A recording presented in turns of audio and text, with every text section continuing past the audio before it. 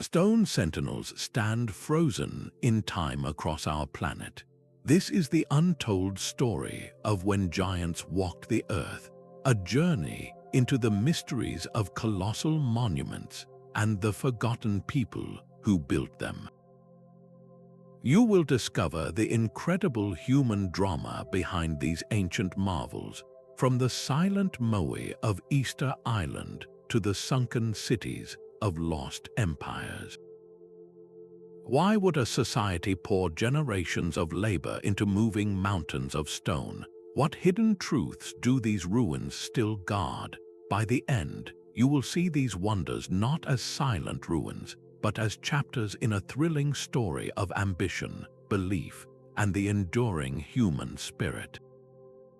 What do you believe drove our ancestors to build for eternity? Their stone gaze still sweeps an empty coastline, a silent challenge cast across centuries. Easter Island stands as one of our planet's most profound and isolated mysteries, a tiny speck of land where a people now known as the Rapa Nui achieved the nearly impossible.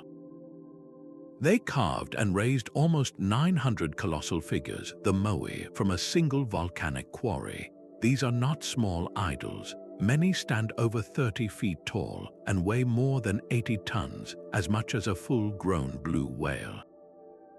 Each one was meticulously sculpted from compressed volcanic ash using only stone hand tools, a process demanding generations of patient, skilled labor. But the true marvel was not the carving, it was the journey. Once freed from the rock, these multi-ton giants had to travel up to 11 miles across the island's rugged, hilly landscape. How did a society without wheels, without draft animals, without metal, accomplish this? Archaeologists like Joanne van Tilburg have dedicated decades to this puzzle, demonstrating how complex societal organization was the true engine. The prevailing theory suggests the Rapa Nui used a clever combination of ropes, wooden sledges, and a rocking motion, walking the statues upright in a slow, controlled shuffle across specially prepared roads. Imagine the sound, the coordinated chants and creaking ropes as a community moved a mountain, step by painstaking step. This staggering effort was fueled by something more powerful than simple ambition. To the Rapa Nui, these figures were far more than art. They were sacred vessels, repositories of ancestral power known as mana. A completed Moai with its back to the sea was not merely a representation of a chief or a revered elder. It was a living presence, its spirit actively watching over the village, channeling fertility and protection to the community. The driving force was a profound spiritual belief that their very survival depended on this connection to their ancestors. Yet this story of monumental triumph carries a stark warning. The same society that possessed the collective will to move mountains eventually faced a devastating collapse.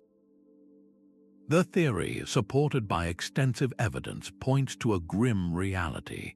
The island's limited resources, especially its forests, were consumed to support the statue culture.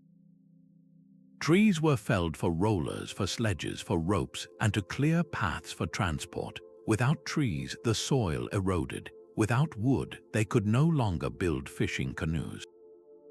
The very act of honoring their gods and ancestors inadvertently set in motion an ecological catastrophe.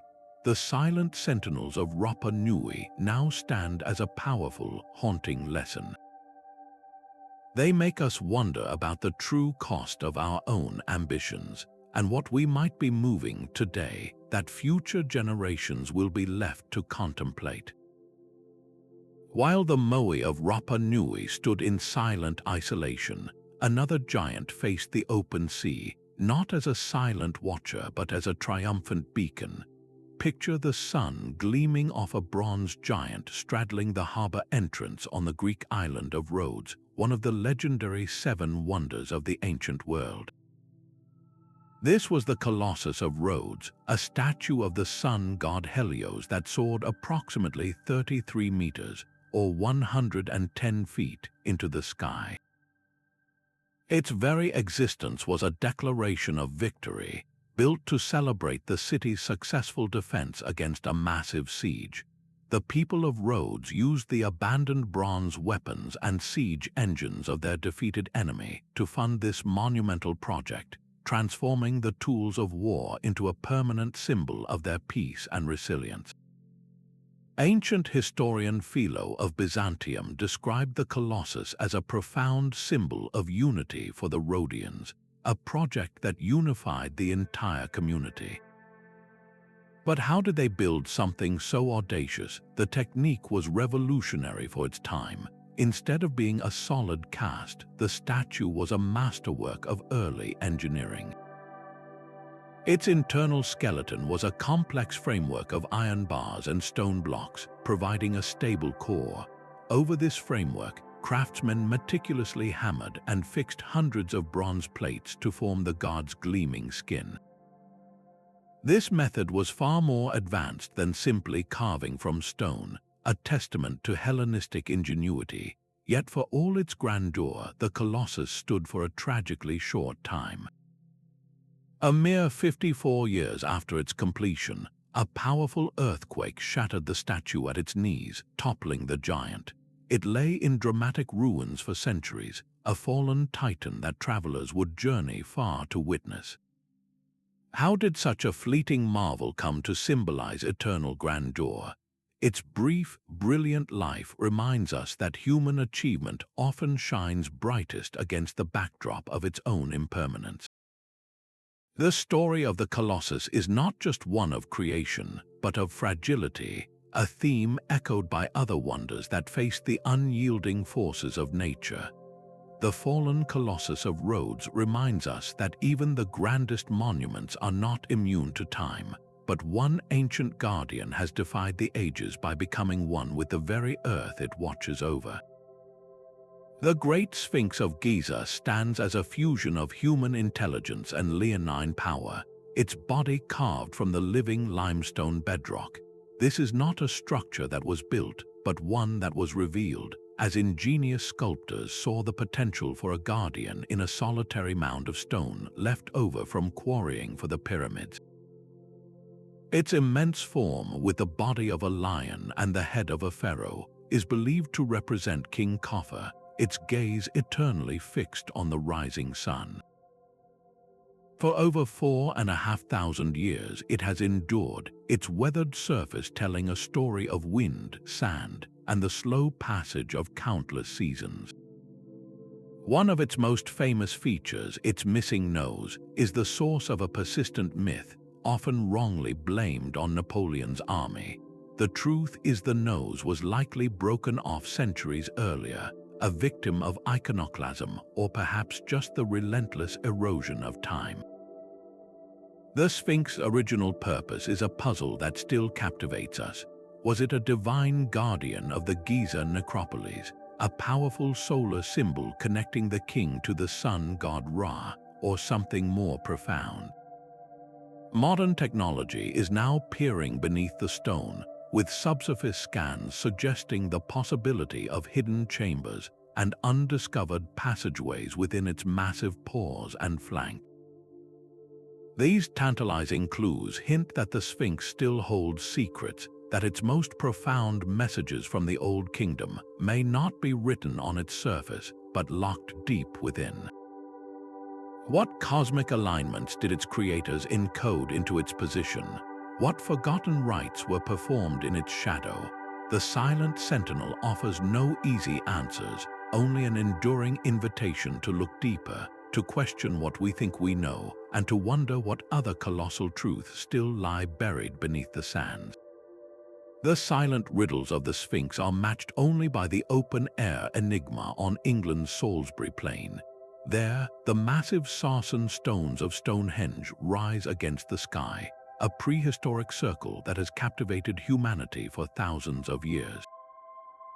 This was not a single project completed in one lifetime, but a monumental undertaking that unfolded over 1,500 years, a span of time so vast it is difficult to fully grasp. The very existence of Stonehenge is a testament to a society with a shared vision that endured across countless generations. Archaeologist Mike Parker Pearson and his teams have revealed that the site was far more than a simple calendar. It began as a cremation cemetery, a final resting place for the elite, and likely evolved into a central ceremonial space for ancestor worship and powerful seasonal rituals. The sheer scale of the construction is staggering. The largest of the sarsen stones weigh up to 25 tons, the equivalent of a dozen family cars. These giants were moved over 20 miles from their quarry.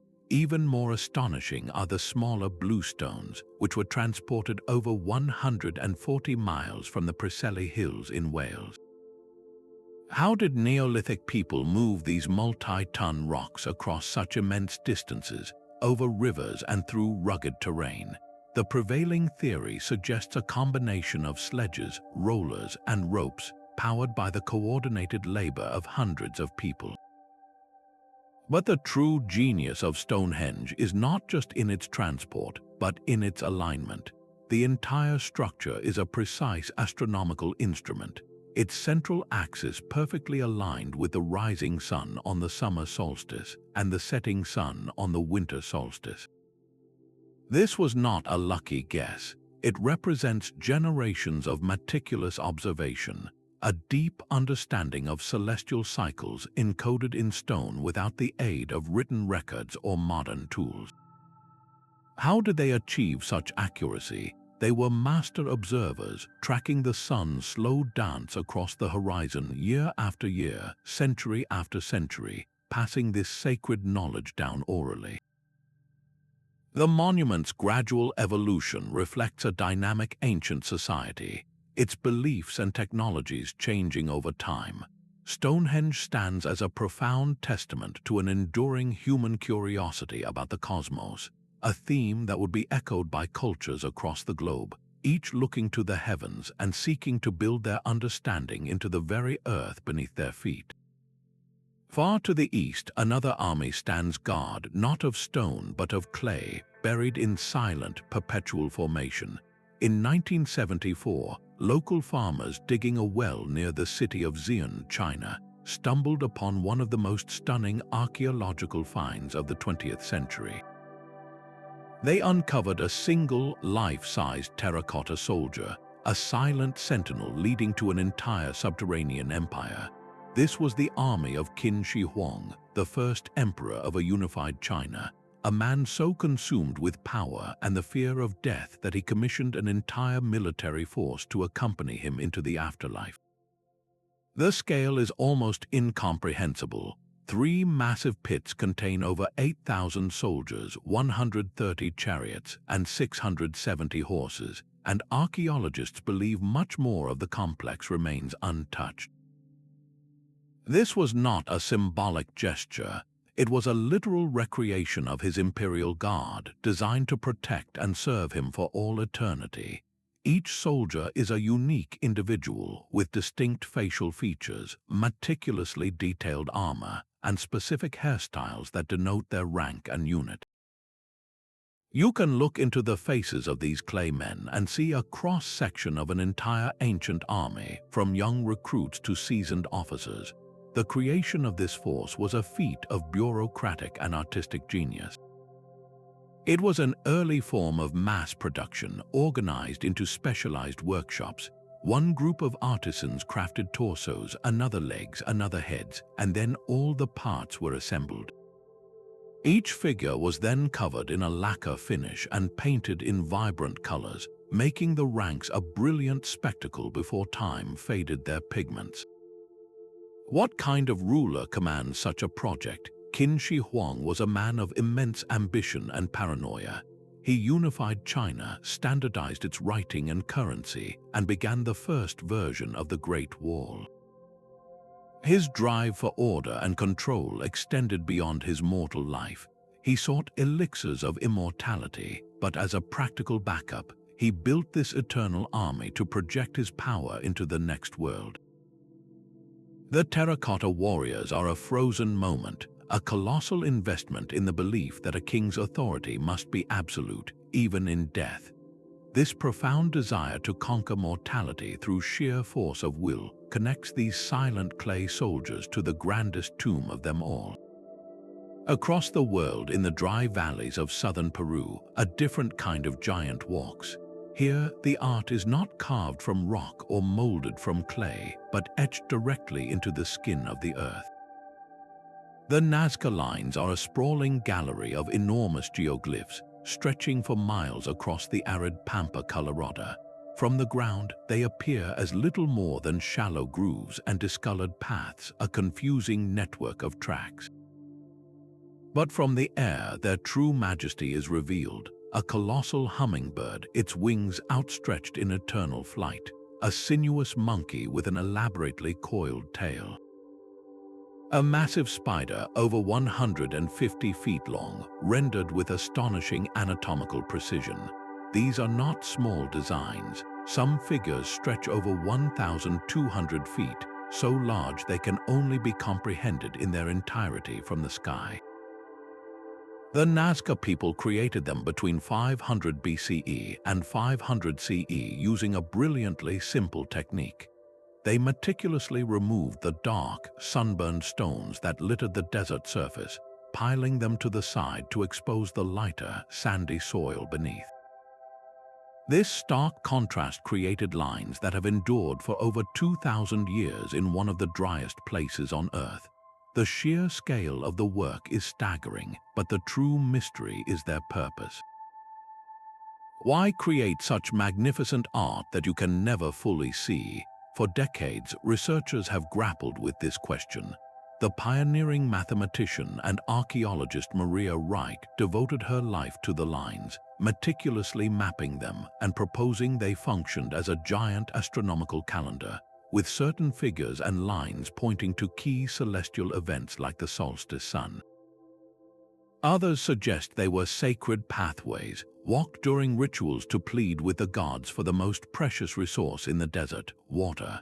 The spider, the hummingbird, the monkey, all could be spiritual beings or clan symbols connected to prayers for rain and fertility. The most haunting question remains one of execution. How did the Nazca achieve such perfect proportions and straight lines over vast distances without the ability to fly? The answer lies in sophisticated low-tech engineering. Archaeologists believe they used a series of small-scale models and a system of stakes and ropes to scale up the designs. By setting a central point and using long cords as giant compasses, they could create perfect curves and radiating lines. They possessed an intuitive grasp of geometry that allowed them to translate a small sketch into a landscape-sized masterpiece, all while keeping the final, invisible image perfectly aligned in their minds. These desert canvases were not built for human admiration. They were messages to the gods, a colossal act of faith drawn on the floor of the world, a permanent plea etched into the very land that sustained them. These desert drawings, invisible from the ground, stand in stark contrast to a monument designed to be seen from every direction for miles around. The Pyramids of Giza pierce the sky, the last surviving wonder of the ancient world. In their prime, they were not the rough, sand-colored structures we see today. The Great Pyramid was once encased in a brilliant, smooth shell of polished white limestone, reflecting the sun with such intensity that it would have been visible as a gleaming beacon across the desert. This was not merely a tomb, it was a stairway to the stars for the pharaohs Khufu, Khafre, and Menkaure, a physical manifestation of their divine journey into the afterlife. The sheer scale of the endeavor is almost beyond comprehension. The Great Pyramid alone is composed of an estimated 2.3 million stone blocks, each one weighing an average of 2.5 tons. These blocks were cut with such precision and aligned so perfectly to the 4 cardinal directions that the margin of error is a fraction of a single degree. How did a society without modern tools achieve such breathtaking accuracy? the answer lies not in alien intervention, but in the pinnacle of human organization and skill. For generations, a popular myth portrayed the pyramids as built by masses of slaves, but the archaeological evidence tells a different, more compelling story. Excavations have uncovered worker villages near the plateau, complete with bakeries, infirmaries, and tombs for the laborers themselves. These were not slaves, but skilled, rotating crews of Egyptian workers who were well-housed, well-fed, and took great pride in their sacred national project. They were farmers who worked on the pyramids during the Nile's annual flood, when their fields were underwater, a cycle that turned agricultural downtime into a period of monumental creation. Within the pyramid's heart, the design reveals a profound spiritual purpose. The king's chamber, built from massive blocks of red granite, houses a solitary sarcophagus. Its position and the arrangement of the narrow shafts leading from it are aligned with specific stars, creating a celestial map meant to guide the pharaoh's soul directly to the realm of the gods. Why would an entire civilization dedicate decades of labor and vast resources to a single man's tomb? For the ancient Egyptians, the pharaoh was not just a king, he was the essential link between the people and the gods. His successful rebirth and ascension to the afterlife were believed to guarantee the continued order of the universe, the annual flooding of the Nile, and the fertility of the land. A failed journey meant chaos for everyone. The pyramids stand as the ultimate testament to what human society can achieve when united by a common, transcendent vision. A theme of collective ambition that resonates through every colossal monument left by the giants of our past. Deep within the Cambodian jungle, a stone mountain rises from the earth, its 5 iconic towers piercing the sky like giant lotus buds.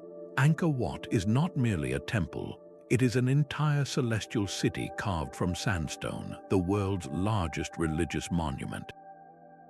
Built in the early 12th century by the powerful King Suryavarman II, this colossal complex was originally dedicated to the Hindu god Vishnu, serving as both his earthly home and the king's own funerary temple. Its very design is a map of the Hindu universe. The central quincunx of towers represents Mount Meru, the mythical axis of the world and the abode of the gods. The vast rectangular moat surrounding the complex is not just for defense, it is a symbolic representation of the cosmic ocean that encircles creation.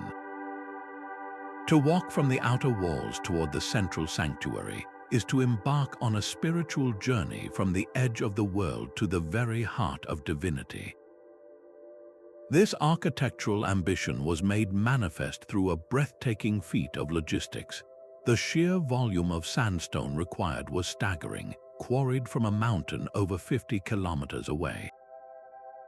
How did they move these millions of stone blocks? The Khmer engineers mastered their environment, constructing an extensive network of canals to float the heavy stones directly to the site on barges, turning water into their primary highway for construction. The walls of this divine city are lined with a stone narrative stretching nearly a full kilometer, one of the longest continuous bas-reliefs in existence. These intricate carvings are a stone library depicting vivid scenes from Hindu epics like the Ramayana and the Mahabharata, alongside historical processions of King Suryavarman himself, blurring the line between myth and royal power. The creation of Angkor Wat required the mobilization of an entire empire, a society capable of supporting thousands of artisans, laborers, and engineers for decades. This was a civilization at its zenith, channeling its collective wealth and will into a permanent statement of its king's divine authority and his people's piety. Yet the story of Angkor Wat is one of transformation as much as creation. Centuries after its completion, as the Khmer Empire's religious landscape shifted, the temple was gradually converted into a Buddhist site. Statues of Vishnu were joined and sometimes replaced by images of the Buddha. This peaceful conversion speaks volumes about cultural evolution, showing how a sacred space can be reconsecrated, its spiritual power enduring even as the gods it honors change. Angkor Wat stands as a sublime fusion of cosmic vision and earthly ambition, a testament to the human need to build heaven on earth, a theme that would find a very different yet equally powerful expression in the floating gardens of a desert capital. High on a knife-edge ridge in the Andes, a stone city clings to the clouds. Machu Picchu appears as a miracle of equilibrium, a 15th century Inca sanctuary suspended between the earth and the heavens. This was not a fortress but a royal estate and ceremonial center, a secret retreat so remote it was never found by Spanish conquistadors and thus escaped the destruction that befell so many other Inca sites. Its preservation offers us a pristine window into an empire's mind. The genius of Machu Picchu is found in its seamless fusion with the mountain. The Inca did not simply build on the land, they listened to it. They terraced the impossibly steep slopes with intricate retaining walls, creating fertile gardens that prevented erosion and grew crops, transforming a rugged peak into a self-sustaining sanctuary. At the heart of this harmony is the stonework. The structures are assembled using a technique known as ashlar, where massive blocks of granite are precisely cut and shaped to fit together perfectly without any mortar. The joints are so tight you cannot slip a piece of paper between the stones. This was not just an aesthetic choice, it was a profound feat of seismic engineering. When the frequent Andean earthquakes strike, these walls dance, the stones shifting and settling without collapsing, then locking back into place once the tremor passes. This is architecture that lives and breathes with the mountain. The entire site is a stone embodiment of Inca cosmology. Key structures are meticulously aligned with celestial events. The Intihuatana stone, a beautifully carved ritual pillar, functions as an astronomical clock. During the equinoxes, the sun stands directly above the pillar, casting no shadow, a moment that symbolically tied the sun to the earth. The Temple of the Sun features a window perfectly framed to capture the rising sun on the June solstice. For the Inca, this was not merely observation, it was a sacred conversation with the gods that governed their world. When historian Hiram Bingham was led to the site by local guides in 1911, he encountered a city being slowly reclaimed by the jungle, but its essential spirit was untouched. He speculated it was a religious retreat for the Emperor Pachacuti, a place of ritual and rest far from the bustle of the capital, Cusco. Yet its true purpose was likely multifaceted, a center for astronomy, agriculture, and royal authority all at once. How did they achieve such perfection in this unforgiving terrain? The answer lies in a society that saw the landscape itself as sacred. They built with a reverence for the mountains, the sun, and the stone, creating a dialogue between human ambition and the raw power of nature. Machu Picchu stands as the ultimate expression of this philosophy, a place where architecture does not conquer the environment but completes it. Yet the serene harmony of the Parthenon stands in stark contrast to its turbulent history. High on the Athenian Acropolis, this temple to the goddess Athena was far more than a place of worship. It was a bold political statement carved from Pentelic marble. Conceived in the 5th century BCE under the visionary leadership of Pericles, it was a monument to Athenian power, wealth, and the radical new idea of democracy that had taken root in the city-state. Its very existence proclaimed that the collective will of free citizens could produce works of timeless beauty and perfection. The architects Ictinus and Callicrates achieved this not through rigid geometry, but through a brilliant understanding of human perception. To the naked eye, the Parthenon appears as a structure of perfect straight lines and right angles, But this is a masterful illusion. Every line that seems straight is actually a subtle curve. The base of the temple bows upward in the middle, the columns lean inward slightly, and they bulge at the center. These were intentional optical refinements, calculated to counteract the way the human eye can distort long, straight lines. Without them, the building would have looked oddly saggy and unstable. The goal was not mathematical perfection, but perceptual perfection, creating a structure that felt alive and harmonious to the people who walked beside it. This philosophy extended to the temple's sculptural soul.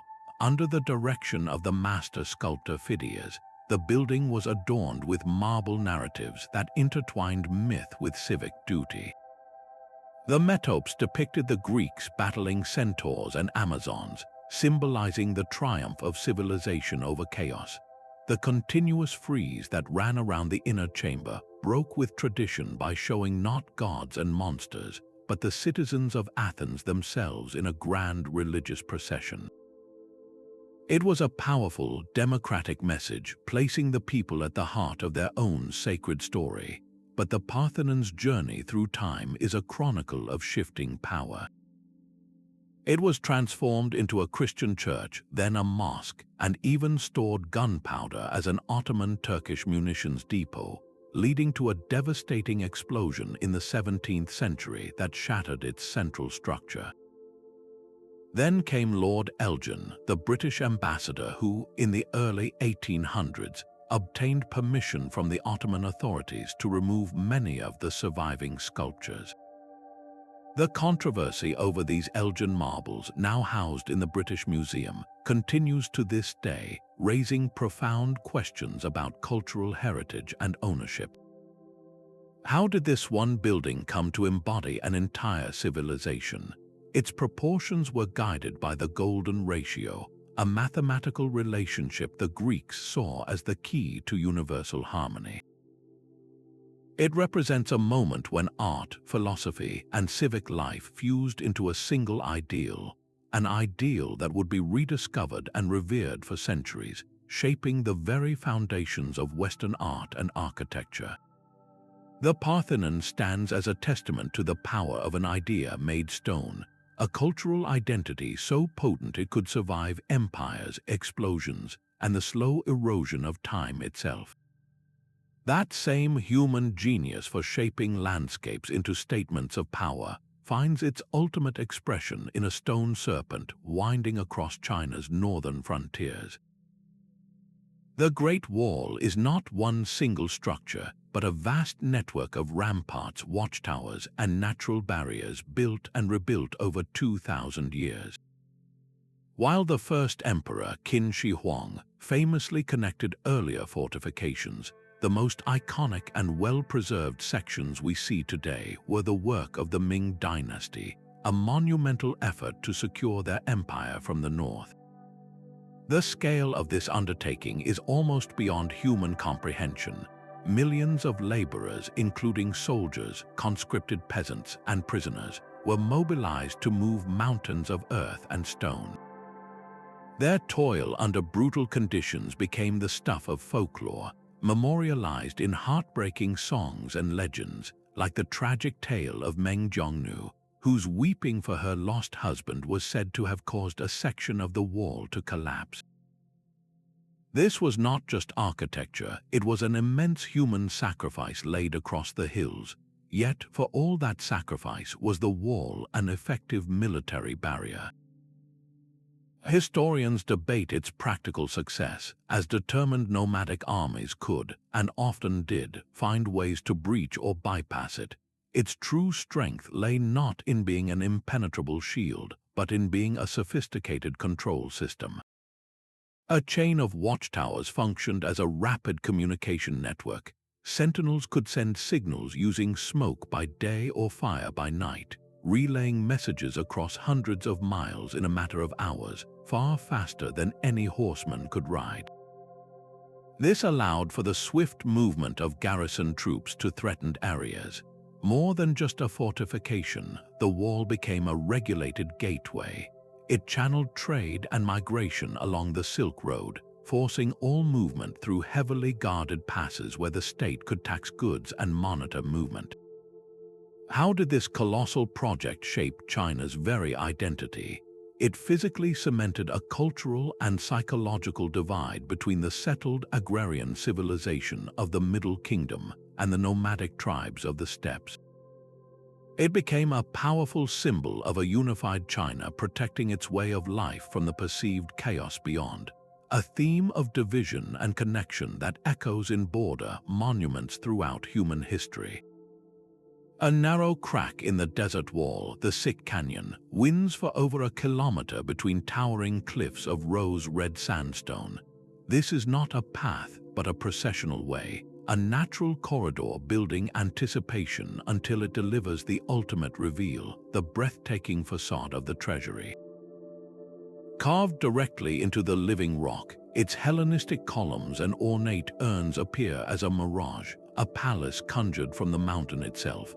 This was the grand entrance to Petra, the capital of the Nabatean Arabs, a city that flourished not in spite of the desert, but because of it. From as early as the 4th century BCE, Petra was the ultimate caravan hub, a cosmopolitan crossroads where the incense routes from Arabia, the luxury goods from Egypt, and the wealth of the Mediterranean all converged. The Nabateans did not just occupy this landscape, they mastered it. Their true genius lay not in the stone they carved, but in the water they commanded. In a region that receives only a few inches of rain a year, they became master hydrologists. They engineered a complex network of dams, channels, and cisterns to capture and control the desert's sudden, violent flash floods. This water was then meticulously stored and distributed through a system of ceramic pipes, supporting a population of perhaps 20,000 people in the heart of the arid valley. Without this hydraulic mastery, Petra would have been impossible. Their architecture was a form of reverse engineering. Instead of building up, they carved down, subtracting stone from the cliffs with astonishing precision to create tombs, temples, and even a Roman-style theater. This subtractive method meant there was no room for error. Every column, every capital, every step had to be perfectly planned before the first hammer struck the rock. How did this desert kingdom become so wealthy and influential? The Nabateans were brilliant traders and diplomats, imposing taxes and offering protection to the caravans that moved through their territory. Their culture was a sponge, absorbing and blending artistic influences from the Greeks, Egyptians, and Assyrians they traded with, creating a unique and cosmopolitan aesthetic visible in every carved facade. Yet this splendor was not to last. After the Roman annexation in 106 CE, maritime trade routes began to supersede the overland caravan roads. Petra's economic lifeblood slowly ebbed away, and a series of earthquakes accelerated its decline, leading to its eventual abandonment and fading into legend, known only to local Bedouin tribes. For centuries, the rose-red city was lost to the Western world, until the daring Swiss explorer Johann Ludwig Burckhardt, disguised as an Arab scholar, convinced his guides to take him there in 1812, reintroducing this wonder to a stunned world. Petra stands as a monument to adaptation. A city that proves true power in a harsh environment comes not from conquering nature, but from listening to its rhythms and learning to work in perfect harmony with the stone and the scarce, precious water. The Rapa Nui belief that their ancestors could walk resonates in a startlingly literal way. For generations, oral histories spoke of the Moai walking across the island to their platforms, a poetic idea long dismissed as pure myth. Yet experimental archaeology has revealed there may be a powerful truth buried within that legend. Researchers Terry Hunt and Carl Lipo championed a radical theory, testing whether the statues could indeed be walked upright. Their experiments showed that with 3 teams of rope pullers working in careful coordination, A multi-ton Moai replica could be rocked side to side, pivoting on its base with each pull. The statue would appear to sway forward in a slow, controlled stumble, a true walk across the land. The sound must have been unforgettable, the deep groan of stone and the unified shouts of the pullers creating a rhythmic, almost sacred procession.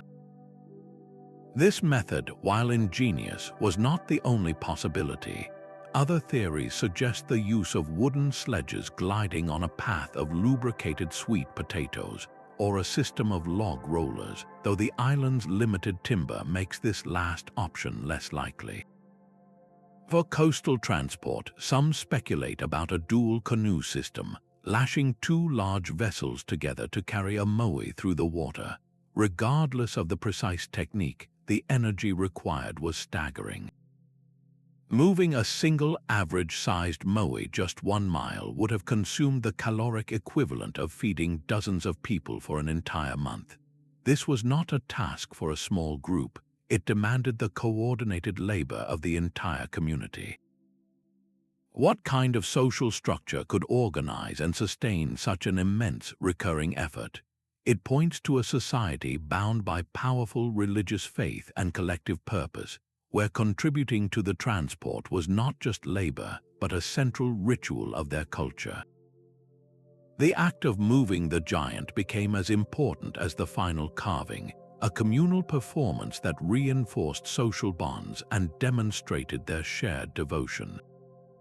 Solving this ancient logistical puzzle does more than explain how they moved stone. It reveals a universal human trait, our profound ability to unite and overcome monumental challenges through sheer ingenuity and collective will. Deep in the humid jungles of Veracruz, stone giants emerge from the earth, their faces locked in an expression of quiet, eternal authority. These are the Olmec colossal heads, 17 monumental sculptures carved from single blocks of volcanic basalt, each one a masterpiece of early artistic and engineering ambition. Weighing up to 20 tons, the equivalent of 2 full-grown elephants, these heads are not mere decorations. They are portraits, each one unique, distinguished by its own helmet-like headdress, some adorned with intricate symbols that hint at a complex system of belief and rank. Their sheer physical presence is overwhelming, with broad noses, full lips, and heavy-lidded eyes that seem to look right through you, conveying a sense of power that has endured for over 3,000 years. Found at major Olmec centers like San Lorenzo and La Venta, these heads are among the very first great artistic statements of the Americas, the foundational works from which the grand traditions of the Maya and Aztec would eventually grow.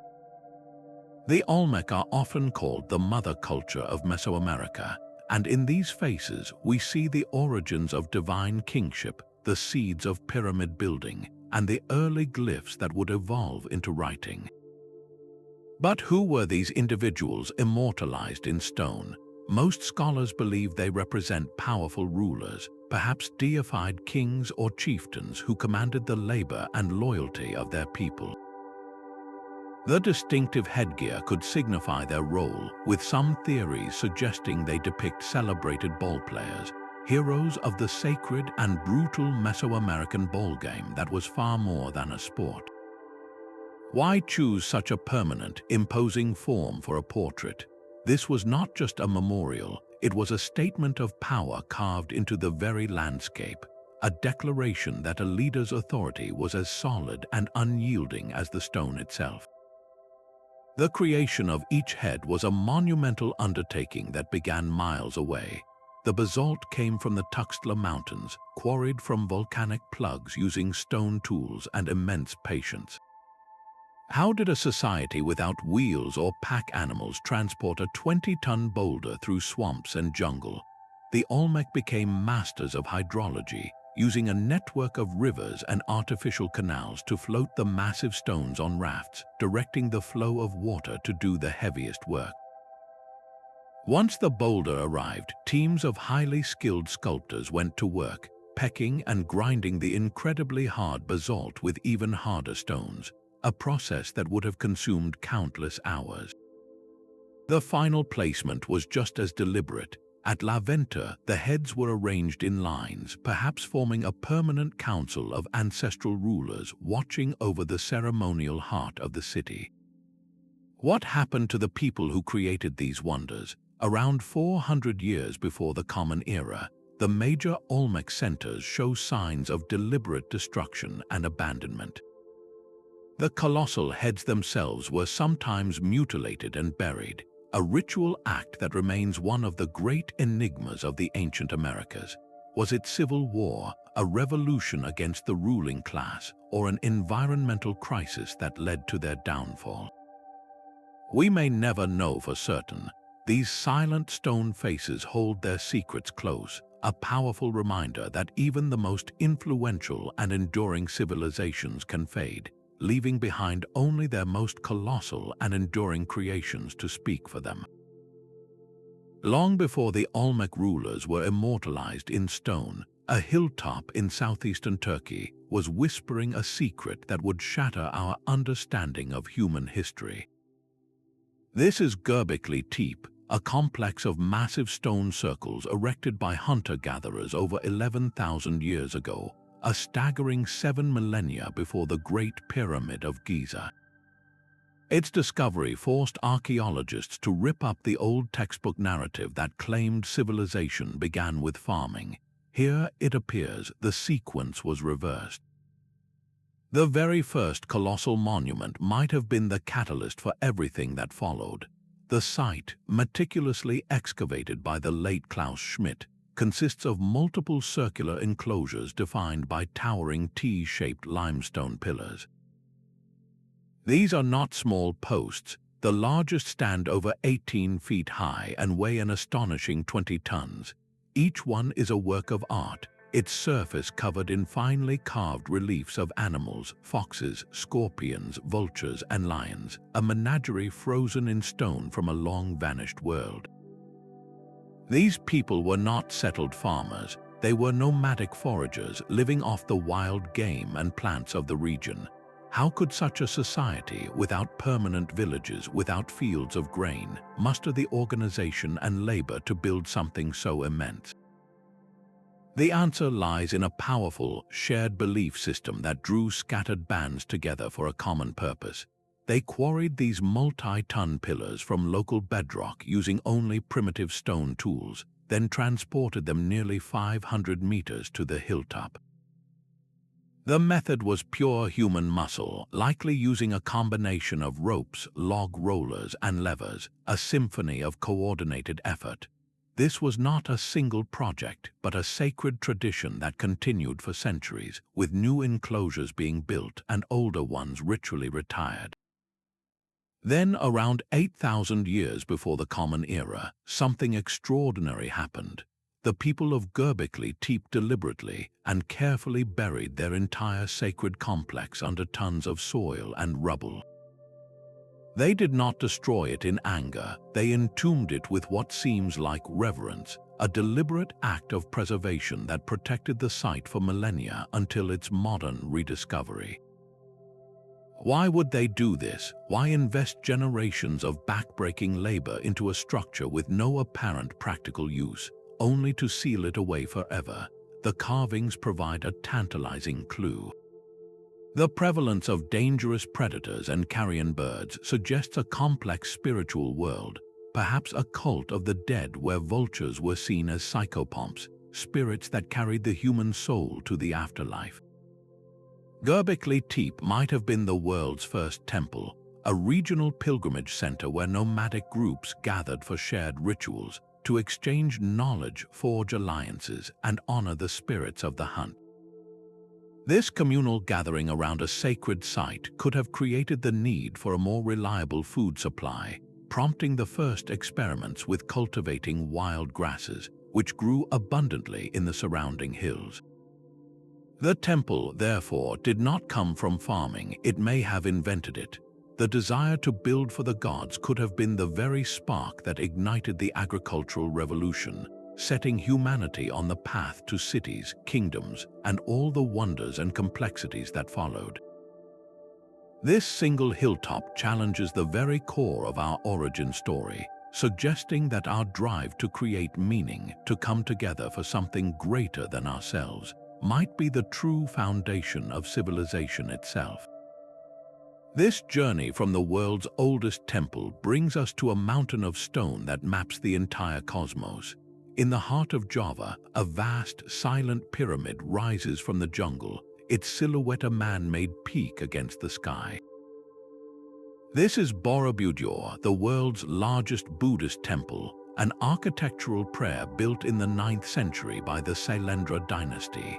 But to call it a building is to miss its profound purpose.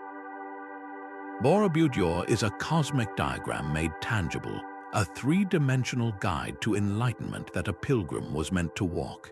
Its design is a flawless representation of Buddhist cosmology, a journey from the world of illusion to the ultimate truth. You begin at the base, a massive square platform representing the realm of desire, where humans are bound by their passions and earthly attachments. As you ascend, you move through 9 stacked platforms, each one a step closer to liberation. The first 6 terraces are square, their high walls forming covered galleries that guide you in a clockwise ritual circumambulation. You cannot rush this path, you must follow its sacred geometry, and as you walk, you pass a stone library of profound beauty. The walls are adorned with over 2,600 intricately carved relief panels. These are not mere decorations, they are a spiritual curriculum etched in stone. They illustrate the life of the Buddha, the laws of karma, and the tales of his previous lives, offering a visual sermon for every step of the way.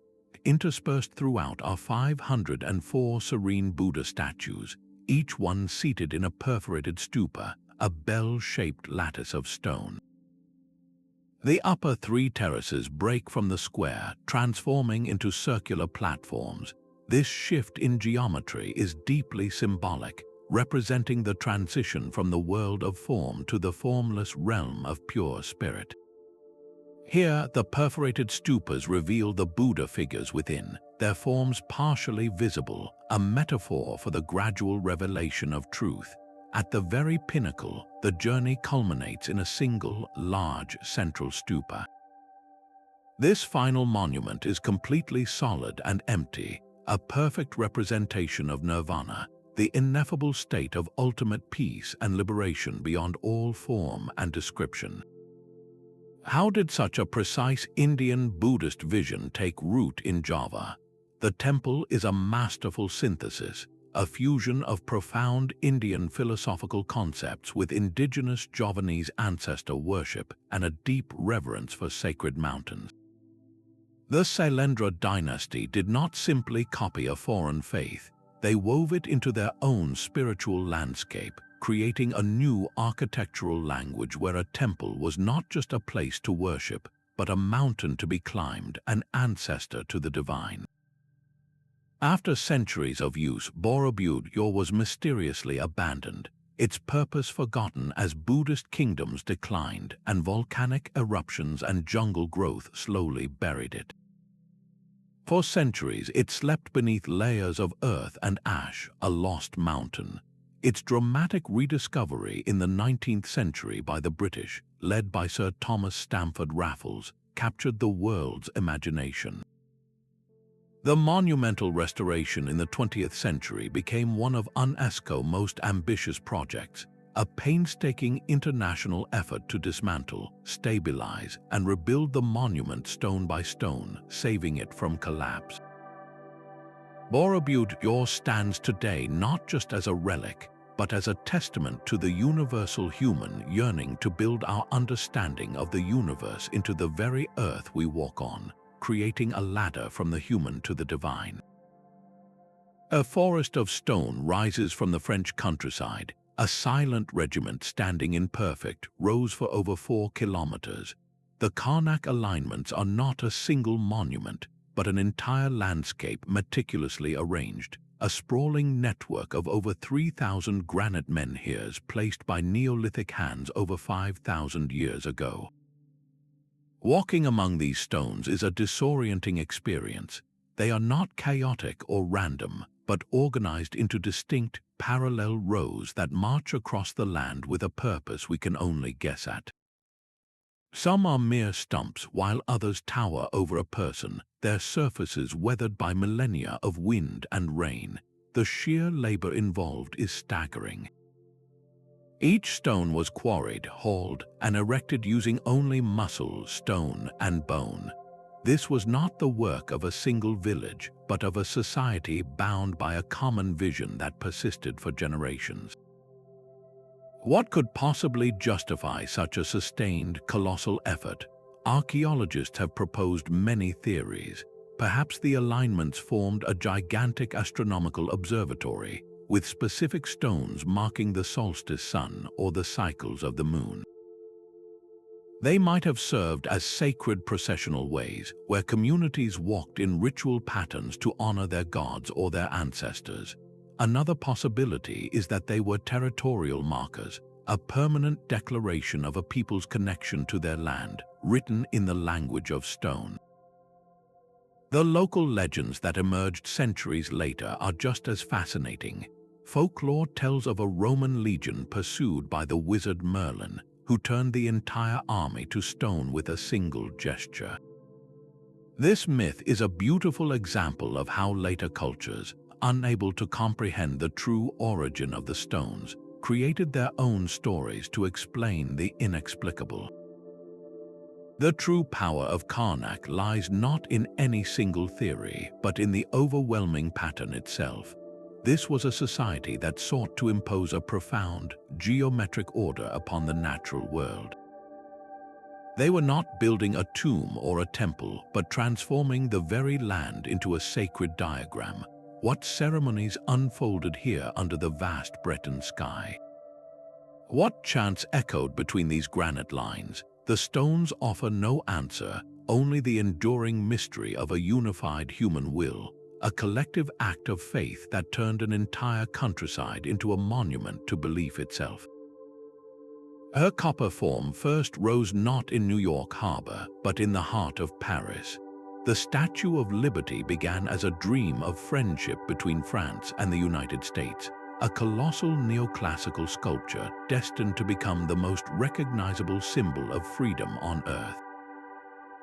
The French sculptor Frédéric Bartholdi poured his artistic vision into the design, but the true challenge was making her stand. Her internal structure was the revolutionary work of Gustave Eiffel, the engineer soon to be famous for his Parisian tower. He designed a flexible iron pylon and a skeletal framework that would allow the statue to sway slightly in high winds, a brilliant solution that gave her resilience. Her skin, formed from over 300 copper sheets, is astonishingly thin, barely thicker than 2 pennies pressed together. Craftsmen used an ancient technique called repoussé, hammering the copper from the inside out over wooden forms to create the graceful folds of her robes and the serene contours of her face. For years, she grew in a Parisian workshop, a giantess under construction, her arm holding the torch displayed in Philadelphia and Madison Square to generate excitement and funding. Once complete, she was meticulously disassembled into 350 individual pieces, packed into 214 massive wooden crates, and shipped across the Atlantic on the French frigate Isar. The dangerous transatlantic voyage was a triumph, but another crisis awaited on the American shore. The massive granite pedestal, designed by architect Richard Morris Hunt, was only half built and funding had run out. The project faced utter failure until publisher Joseph Pulitzer, a Hungarian immigrant himself, used his newspaper, The World, to launch a public crusade. He shamed the wealthy for not contributing and appealed directly to the common people, publishing the name of every single donor, no matter how small their gift. Over 120,000 people answered the call, from schoolchildren donating pennies to Civil War veterans sending their last dollar, raising the final $100,000 needed. This was not a monument funded by a king or a pharaoh, but by the people for the people. When she was finally unveiled in 1886, Lady Liberty was a technical marvel of the modern age, but her symbolic power was only beginning to grow. The sonnet by Emma Lazarus, The New Colossus, with its iconic lines welcoming the tired, the poor, and the huddled masses, was not initially central to her identity. It was only later, as waves of immigrants sailed past her torch into Ellis Island, that she transformed into a universal mother of exiles, a silent promise of a new beginning. Her meaning has continually evolved, from a symbol of Republican liberty and Franco-American alliance to a beacon for immigrants and a global icon of democracy. She represents a fundamental shift in why we build giants. Unlike the Moai guarding a closed community or the pyramids glorifying a single god-king, liberty was conceived as an open-armed declaration of an ideal, a collaborative project between nations that came to embody hope itself. She proves that the most enduring monuments are not those built to intimidate, but those built to inspire. Yet the silent stone giants were not the only legacy of the Rapa Nui. A different kind of mystery survives, carved not into volcanic rock but into wood. These are the Rongorongo Tablets, a collection of artifacts inscribed with a unique and baffling script. The glyphs are a beautiful and complex array of forms, featuring stylized human figures, birds, fish, and abstract geometric shapes, all arranged in a pattern that alternates direction with each line, a method called reverse Bas-Reliefs. This system is one of the very few times in human history that a form of writing was invented completely independently, a testament to the intellectual sophistication of the Rapa Nui people. The wooden tablets first came to the attention of Western missionaries in the 1860s, but they arrived at a moment of profound tragedy. By that time, the population had been devastated by disease, slave raids, and social collapse. There was no one left who could fluently read the ancient signs. The knowledge had been severed, the thread connecting the present to the past cut clean through. What urgent messages did these tablets contain? Some researchers believe the glyphs encode sacred creation chants, the very stories that gave meaning to the Rapa Nui world. Others propose they are detailed genealogies, tracing the lineage of chiefs and the ancestral power, or mana, they embodied. Another compelling theory suggests they are complex astronomical records, tracking the movements of the sun, moon, and stars to guide the timing of rituals and the transport of the Moai themselves. Each attempt at decipherment offers a tantalizing glimpse, but none have yet achieved a consensus. The very existence of these tablets forces us to ask a haunting question. What knowledge was so vital, so essential to their culture, that they went to the immense effort of permanently recording it on precious wood? And why, in the end, did this powerful tradition of writing vanish so completely? The Rongorongo Tablets are a lost library, a final echo of a people who spoke to their gods in stone and may have sung their history into wood, a poignant reminder that the creators of the Moai left behind more than monuments. They left a voice we can no longer hear. While stone colossi stand for millennia, another kind of monument must be reborn each year to survive. High in the Peruvian Andes, spanning a deep canyon above the roaring Apurimac River, the Qswachaca Bridge is a marvel of ephemeral engineering. This is the last remaining Inca rope bridge, a suspension structure made entirely from woven grass that has been continuously renewed since the 15th century. For over 500 years, the communities of the region have gathered for a 3-day ceremony, not merely to repair a crossing, but to perform a living ritual that weaves their society together as tightly as the fibers of the bridge itself. The process begins with the harvest of Q'oya grass, a tough, resilient native plant. Hundreds of men, women, and children from 4 different villages work in coordinated teams, first braiding thin strands into cords, then twisting those cords into larger ropes, and finally, plating those ropes into the 6 massive cables that will form the bridge's foundation. There are no modern tools, no steel, no engineering blueprints. The knowledge is passed down through generations, a physical memory held in the hands of the weavers. As the old bridge is cut down and falls into the river below, the new cables are stretched across the chasm. The men, working from both sides, inch their way along these precarious handrails, braiding the footpath and side railings as they go until they meet triumphantly in the middle. This is far more than a construction project. It is a profound act of worship. The entire ceremony is dedicated to Pachamama, the Earth Mother. Every twist of the grass, every pull of the rope is an offering of gratitude and a plea for protection. The shared labor reinforces social bonds, settles disputes, and reaffirms a collective identity that predates the Spanish conquest. The resulting structure is deceptively strong, a testament to the Incas' sophisticated understanding of tension and materials. Despite being composed entirely of organic matter, the bridge can easily support the weight of modern foot traffic, from local farmers to curious visitors. How does this fleeting monument differ from the stone giants we have seen? It does not seek to defy time, but to collaborate with it. Its power lies not in its permanence, but in its perpetual renewal.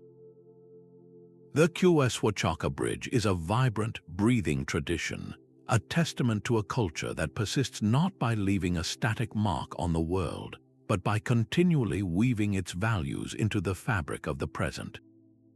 These stones dwarf even the grandest works of Rome. In the Bekaa Valley of Lebanon, the ruins of the Baalbek Temple complex present an engineering puzzle that defies easy explanation.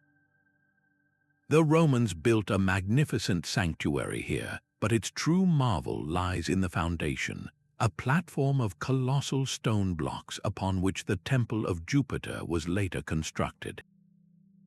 The most famous of these is the Stone of the Pregnant Woman, a single block of limestone that weighs an estimated 1,000 tons. To put that into perspective, that is heavier than 2 fully loaded Boeing 747 jumbo jets. This is not just one isolated block, it is part of a trilogy of megaliths in the quarry, with another even larger stone, known as the Stone of the South, left partially carved and weighing a staggering 1,650 tons. The precision of their shaping is as baffling as their mass, with corners cut at perfect right angles and surfaces smoothed to a degree that seems impossible for the presumed tools of the era. While the Romans are credited with the temples above, these foundational stones are far older, their origins lost to time. The Phoenicians, master seafarers and builders of the region, are the most likely candidates, but some researchers speculate they may be the work of an even more ancient, unknown culture. How do you move a mountain? The established methods used for the pyramids, involving ramps, sledges, and thousands of laborers, seem almost inadequate here.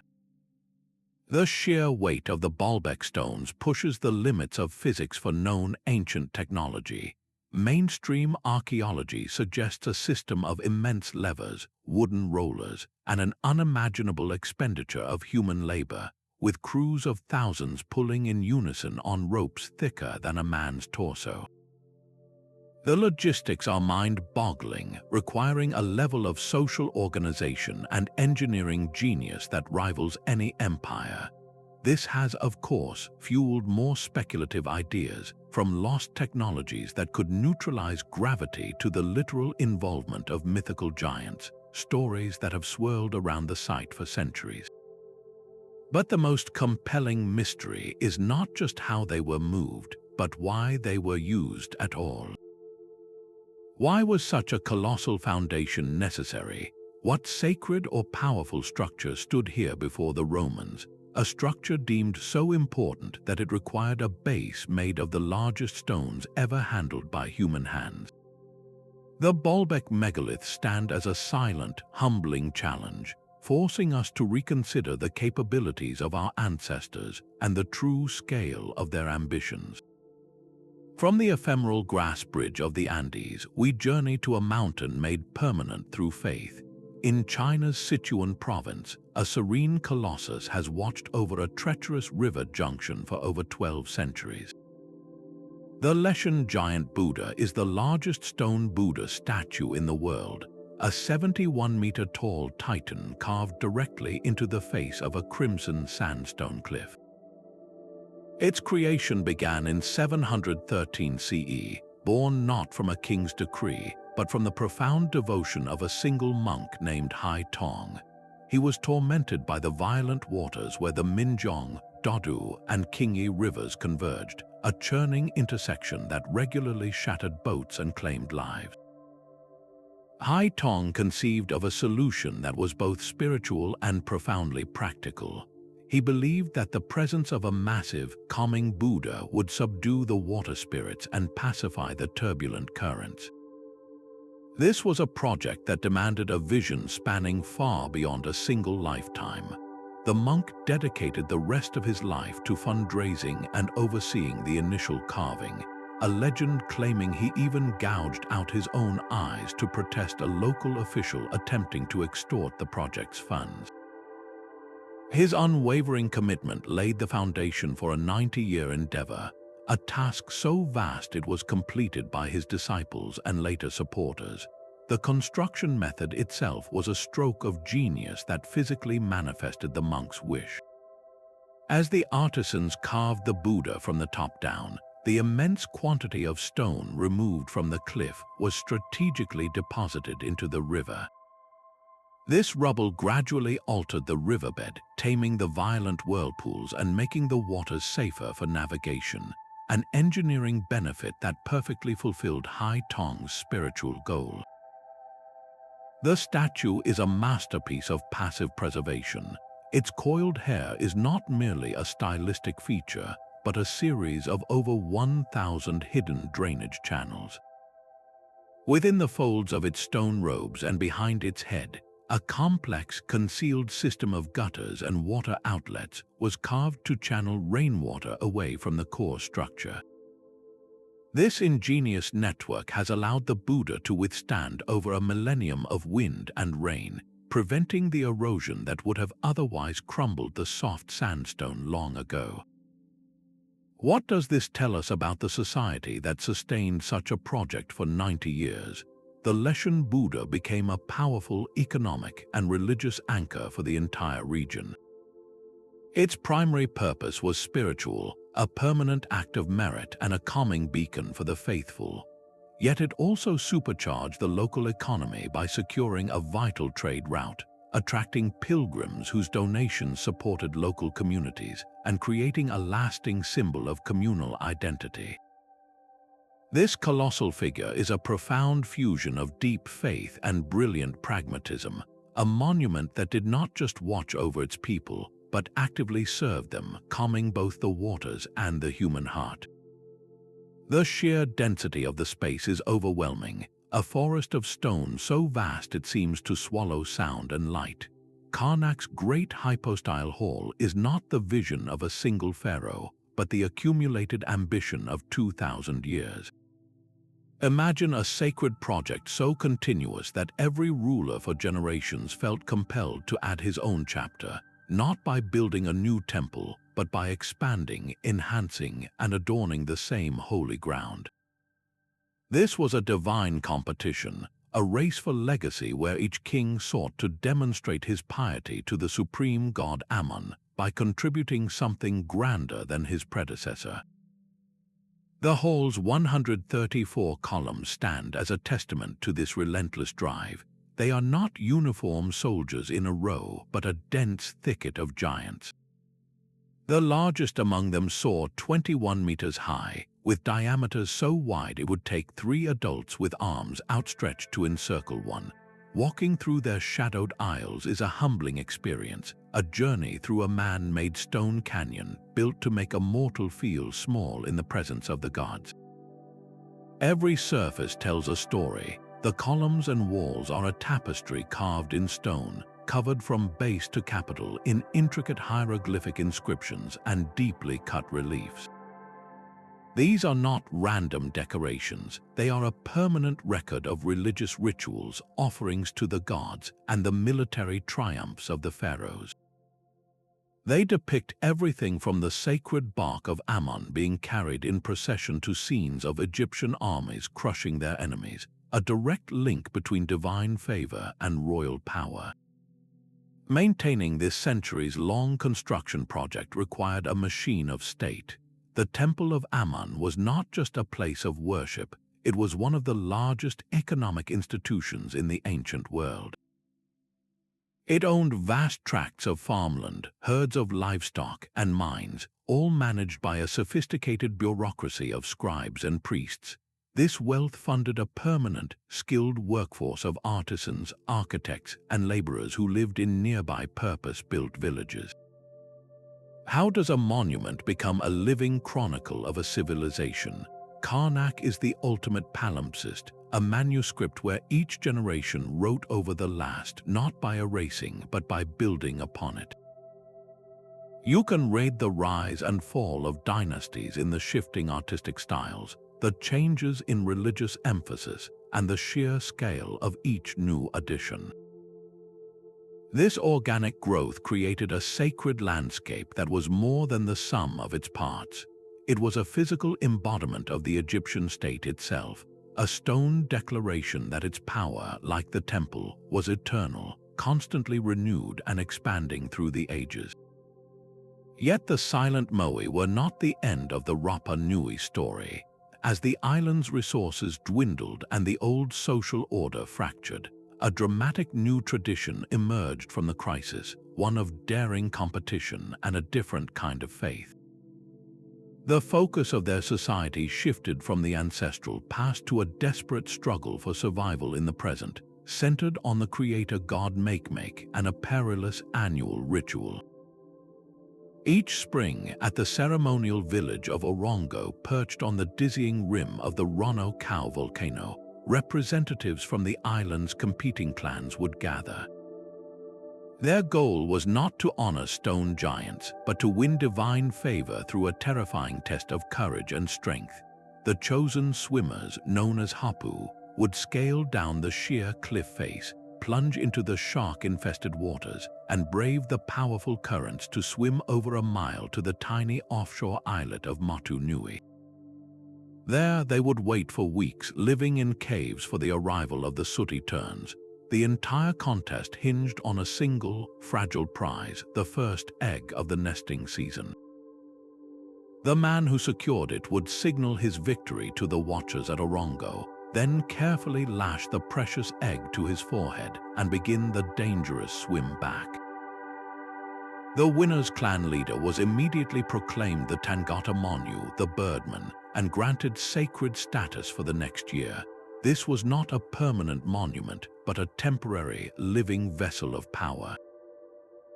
How did this radical shift reflect the island's collapse? The old ancestor worship required immense communal labor and resources, a system that became unsustainable as the forests vanished and society splintered into warring factions. The birdman cult was a direct response to this fragmentation. It replaced the collective effort of moving multi-ton statues with a fierce, clan-based competition. Power was no longer set in stone for eternity, but won annually in a dramatic spectacle that channeled social conflict into a controlled ritual. The petroglyphs carved into the rocks at Orongo tell this new story, depicting the birdman as a fusion of human and sooty tern, a symbol of a society adapting its beliefs to a harsh new reality. This was not a loss of faith, but a transformation of it, a pivot from building for eternity to fighting for the next year's blessings. The rise of the birdman cult shows us that when a culture can no longer raise giants, it may turn to crowning a champion instead, finding a new way to seek the favor of the gods when the old ways have fallen silent. These profound creation stories were the invisible blueprints for every stone. For the Egyptians, the pyramid was not a tomb in the modern sense, but a machine for resurrection, a ramp of gleaming stone that would launch the pharaoh's soul directly to the imperishable stars to join the sun god Ra. This celestial ascent was the entire point of the state's existence. The Inca worldview was fundamentally different, rooted in a concept called Ini, a sacred reciprocity with the living earth. Their terraces and temples were not imposed upon the mountains. They were an offering to the Apus, the powerful mountain spirits. By shaping the stone with such reverence, they entered into a dialogue with the deities, ensuring the mountains would provide water, stability, and life in return. On Rapa Nui, the belief was intensely local. The Moai were not generic gods but specific, deified ancestors. Their power, or mana, was not a vague spiritual force, but a tangible energy that could actively bless the community with fertile land and abundant fishing, but only if the ancestors were properly honored with these colossal portraits. In each case, the ruler was the essential link. The pharaoh was a god-king, the Inca Sapa was the son of the sun, and the Rapa Nui chief was the direct descendant of the ancestors in the Moai. Building these monuments was the primary way a ruler demonstrated and legitimized this divine connection, proving their worthiness to lead. This shared ideological framework explains the staggering investment. Why would a farmer toil for decades on a pyramid he would never enter? Because the pharaoh's successful journey guaranteed the Nile would flood and the seasons would turn. Why would an Inca laborer carve a mountain? Because the harmony of the entire world depended on it. The form of each monument was a direct expression of its myth. The pyramid's sharp, ascending lines mimic the sun's rays. The seamless stonework of Machu Picchu mirrors the living rock of the sacred Apu. The Moai's blind gaze inward, channeling power from the past to the present community. Across oceans and millennia, these cultures, so different on the surface, were answering the same fundamental human questions. Where did we come from? What is our purpose? How do we ensure our survival? Their answers were written in stone, a universal language of belief that transformed impossible labor into a sacred duty, and earthly materials into a bridge to the cosmos. Our journey across continents and millennia reveals a profound truth etched in stone. From the Nazca Desert to the Andean peaks, these colossal monuments are far more than silent ruins. They are the ultimate expression of human creativity and spiritual yearning. They stand as timeless testaments to societies that achieved the nearly impossible, proving our ancestors were not primitive, but possessed sophisticated knowledge and an unwavering drive to build legacies meant to defy time itself. Behind every stone moved and every figure carved were the untold stories of the creators, the master engineers, the countless laborers, the visionary artists, and the inspired leaders. Their collective efforts speak to universal human themes that still resonate deeply within us: the eternal search for meaning, the complex expression of power, and the profound desire to connect with something greater than ourselves. As we reflect on these wonders, we must also look at our own world. Our era is now writing new chapters in this ancient story of monumental ambition. What will future generations make of the cities, the bridges, and the digital landscapes we are constructing today? Which of these ancient stories resonated most with you? Was it the silent guardians of Rapa Nui, the celestial city of Angkor Wat, or the living bridge of the Andes? Share your thoughts in the comments below and subscribe to continue exploring the untold mysteries of our shared human heritage. The giants may no longer walk, but their stories endure, forever inspiring awe and wonder in all who seek to understand them.